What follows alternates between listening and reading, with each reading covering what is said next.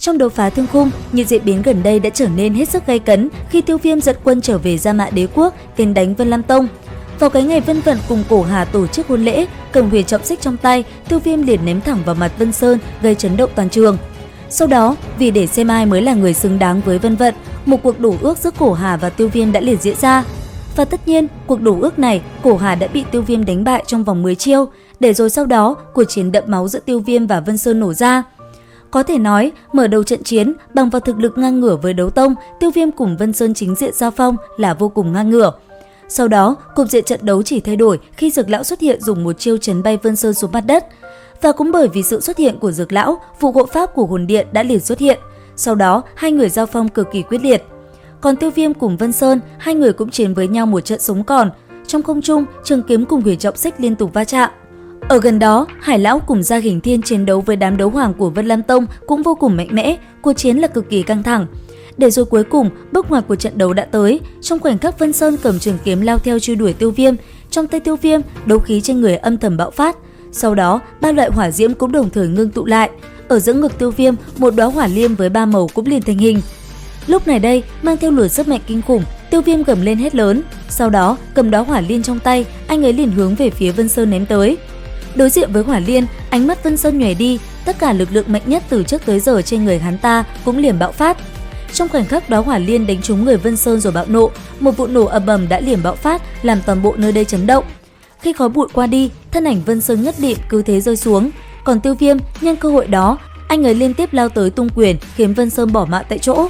Thế vậy, ở phía xa Dược Lão vui mừng, ngay lập tức ông liền ra hiệu cho Tiêu Viêm thu lấy thể xác của đấu tông cường giả để sau này điều chế thân thể. Tuy nhiên đáng tiếc, Tiêu Viêm đã chậm một bước. Ngay khi Vân Sơn bỏ mạng, phụ hộ pháp đã liền lao về phía thể xác của Vân Sơn và thôn phệ linh hồn của hắn. Thế vậy, Dược Lão giật mình. Ngay lập tức, ông cùng Tiêu Viêm liên hợp lực phá đi bí pháp thôn phệ của tên kia nhưng bất thành. Tất cả đều quá muộn, không chỉ thôn phệ linh hồn của Vân Sơn, phụ hộ pháp còn thu lại cả linh hồn của chúng trưởng lão trong Vân Lam Tông để gia tăng thực lực. Thế vậy, Vân Vận liều mình lao lên, thế nhưng khi nàng vừa đánh tới đã bị tên kia chấn bay ngược lại, thân thể trọng thương không nhẹ. Cuối cùng, khi có được nguồn năng lượng khủng bố trong cơ thể, nhất thời bóng đen của vụ hộ pháp đã trở thành hình thể nhất định. Còn Vân Vận, nàng vẫn không từ bỏ, ra lệnh cho toàn bộ đệ tử Vân Lam Tông kết thành trận hình, nàng liền cùng vụ hộ pháp liều mạng. Và cũng đúng vào lúc đó, Nạp Lan Yên Nhiên đã đột phá sinh tử môn trở về. Hiện tại, thực lực chí ít cũng là đấu vương đỉnh phong cấp bậc. Biết được sự tình Vân Lam Tông, nàng tức giận, ngay lập tức cùng Vân Vận kết trận hình cùng vụ hộ pháp liều mạng. Thế nhưng đáng tiếc, khi chạm pháp đánh tới, chỉ một đòn nhẹ nhàng, vụ hộ pháp đã hoàn toàn phá tan Vân Yên Phúc Nhật trận. Sau đó, hắn ta cũng liền hướng về phía Tiêu Viêm cùng Dược Lão. Thế vậy, Dược Lão phản ứng nhanh chóng, dùng kinh lực đẩy Tiêu Viêm về phía Hải Lão, ông cùng vụ hộ pháp liền chính diện giao phong. Lúc này, một cỗ năng lượng kinh khủng khiếp từ trên người Dược Lão bạo phát. Phía đối diện, vụ hộ pháp cũng toàn lực xuất thủ. Trên trời cao, hai người giao tranh cực kỳ quyết liệt, đây có thể nói là cuộc chiến mạnh mẽ nhất từ trước tới giờ. Tuy vậy, sau một hồi giao chiến, Dược Lão đã thất thế. Cuối cùng, dưới một đòn mạnh mẽ va chạm, ông đã bị thương nặng. Thế nhưng ở phía bên kia, vụ hộ pháp cũng chẳng hơn được bao nhiêu, bởi thế hắn ta chỉ còn cách bắt lấy Tiêu Viêm mà thôi. Thế vậy, Dược Lão giật mình, ông cùng Hải Ba Đông và Gia Hình Thiên cũng liều mạng lao tới cứu lấy Tiêu Viêm trước mặt vụ hộ pháp. Tuy nhiên, trong khoảnh khắc đó đều không có ai có đủ thực lực. Lúc này, tưởng chừng như Tiêu Viêm sẽ bỏ mạng thì đột nhiên Mị Độ Toa xuất hiện đánh bay tinh kia ra xa.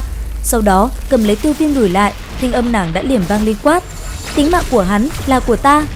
Thế vậy, Tiêu Viêm vui mừng, lấy một chút sức lực cuối cùng, anh ấy cũng liền nhờ Mị Độ Toa bảo hộ cho lão sư của mình.